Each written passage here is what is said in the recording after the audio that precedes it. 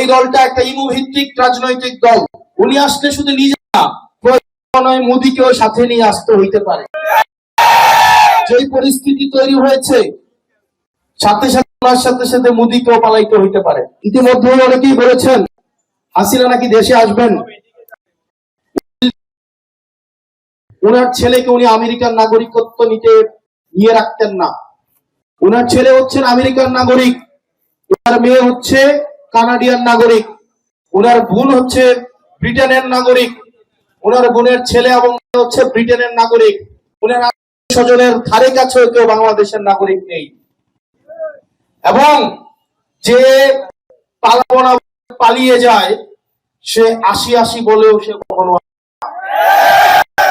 আমরা চাই সে আসুক, অবশ্যই আসুক। কারণ মানুষের একটা আক্ষেপ আছে, এই ধরনের একটা ফ্যাসিস্টকে ফাঁসির দড়িতে ঝুলতে থাকার যে দৃশ্য, এই দৃশ্য দেখার বাংলাদেশের প্রত্যেকটা মানুষের আগ্রহ আছে। উনি যদি বিদেশে বসে এইভাবে বাংলাদেশের পরিবেশকে অস্থিতিশীল করতে চায়, এবং আমরা দেখেছি উনি যেই দেশে যায় সেই দেশের পরিস্থিতি অস্থিতিশীল হয়। উনি শুধু পরিস্থিতি এমন হচ্ছে, উনি আসলে শুধু নিজে না, নয় মোদীকেও সাথে নিয়ে আসতে হইতে পারে। যেই পরিস্থিতি তৈরি হয়েছে, সাথে সাথে মোদীকেও পালাইতে হইতে পারে। সেই সার্বিক বিবেচনায় এগুলো রাজনৈতিক ভাবে এক ধরনের স্ট্যান্ড বাজি। এখন এবং ভিত্তিক একটি রাজনৈতিক দলে এই দলটা পরিণত হয়েছে।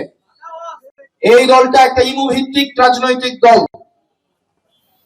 যে রাজনৈতিক দল এই শুরুতে একটা জয় স্লোগান দেয়, আর ওই যে খুলনা গিয়ে একটা বাংলা স্লোগান দেয়, এবং এই দৌড়ের উপরে একটা যাদের সিদ্ধত, এটা জিল্লুতির জীবন, আর এই দৌড়ের উপরেই থাকবে। কোন রাজনৈতিক দল মিডনাইটে রাতের 3টা বাজে মাস্ক পরে 10 জনের রুমের মধ্যে একটা মিছিল দিয়ে তাদের রাজনীতি হয়ে যায় না। রাজনীতির যে অবস্থা হয়েছে, এটা তারা প্রত্যেকদিন মানুষকে মনে করিয়ে দেয় এটা হচ্ছে আমাদের পরিণতি। সারা বিশ্বের জন্য একটা উদাহরণ, যারা পৃথিবীতে জালিমের এবং জুলুমের শাসন কায়েম করবে তাদের পরিণত হবে এটাই।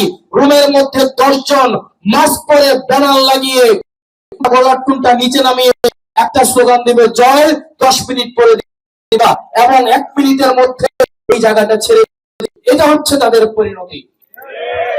প্রিয় বাংলাবাসী, আমরা একটা রাজনীতির গুণগত পরিবর্তন চাই। আপনারা আগে দেখেছেন গরিবের ছেলেরা পড়াশোনা করবে, পড়াশোনা কষ্ট করে করবে, পরবর্তীতে বেকার থাকবে, আন্দোলন করবে, এবং সেটার মধ্য দিয়ে রাজনীতির ছেলেরা বিদেশে থাকবে, সেখানে সমৃদ্ধ একটা জীবন কাটাবে, সময় সুযোগ পেলে দেশে এসে তারা নিজেরা নেতা হয়ে যাবে। আর গরিবের ছেলেরা নেতার পিছনে ঘুরতেই থাকবে, আর নেতার ছেলে বিদেশে পড়াশোনা করে এসে আবার নেতা হয়ে যাবে। এই যে রাজনীতির দুষ্ট চক্র, এই দুষ্ট চক্রটা আমরা ভাঙতে চেয়েছি। সেটির অংশ হিসাবে শুধুমাত্র নেতার ছেলেই নেতা হবে এই জায়গা না, মেধা দিয়ে যার যোগ্যতা থাকবে, যার মেধা থাকবে, তার নিজের যোগ্যতায় সে হচ্ছে নেতৃত্বের জায়গায় উঠে আসবে।